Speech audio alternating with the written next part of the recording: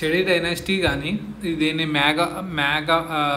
మహామేఘవాహన dynasty కానీ, శాతవంశ dynasty కానీ, Kalinga dynasty కానీ అంటారనమాట.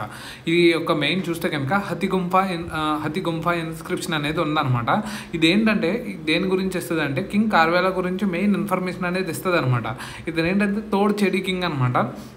డిస్కవర్డ్ ఇన్ ఉదయగిరి, ఒడిశాలో ఇది కనబడింది అనమాట.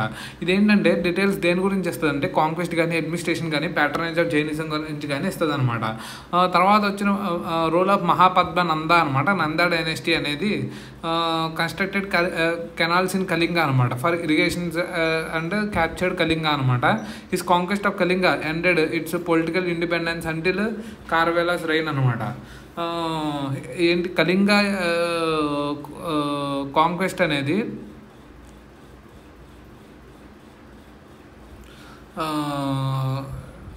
అంటిల్ ఈ పొలిటికల్ ఇండిపెండెన్స్ అనేది కార్వేలా ఉన్నంత వరకే జరిగిందనమాట.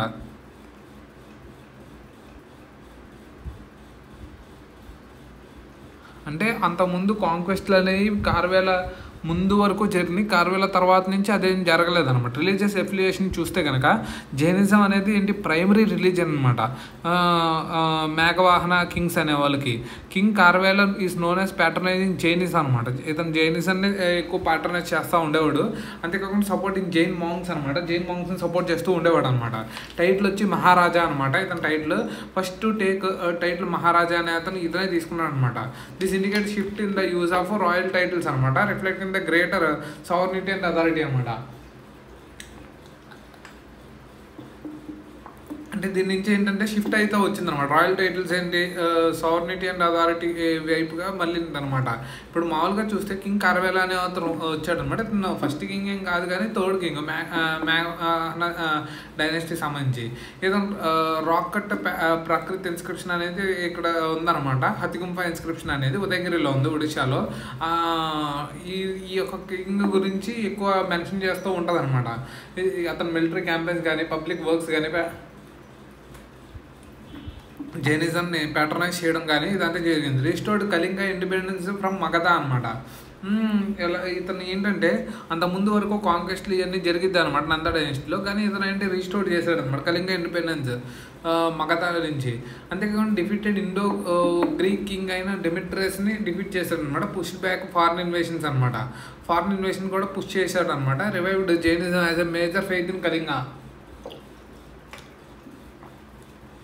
కళింగాలో ఈ యొక్క జైనిజం అనేది మేజర్ ఫెయిత్ కింద స్ప్రెడ్ అయింది. అంతేకాకుండా బిల్డ్ కెనాల్స్ కానీ, ఇరిగేషన్ సిస్టమ్స్ కానీ ఇవన్నీ బిల్డ్ చేస్తూ వచ్చారనమాట. రిలేషన్ ఏంటంటే Nanda empire Mahapadma Nanda had earlier captured Kalinga and build canals అనమాట ఫర్ ఇరిగేషన్. మహాపద్మ నంద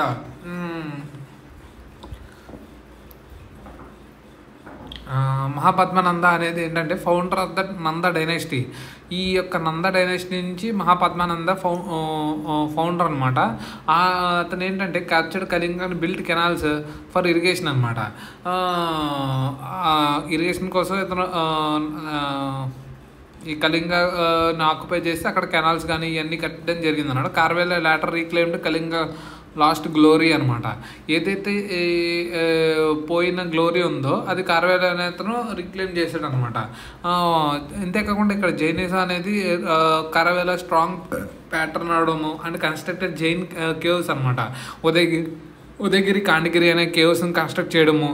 అంతేకాకుండా first to take title of maharaja అనే టైటిల్ తీసుకోవడం, గ్రేట్ కింగ్ అనేది ఇప్పుడు signifying sovereignty and supreme power అనేది తెలపడంతో ఇదనమాట.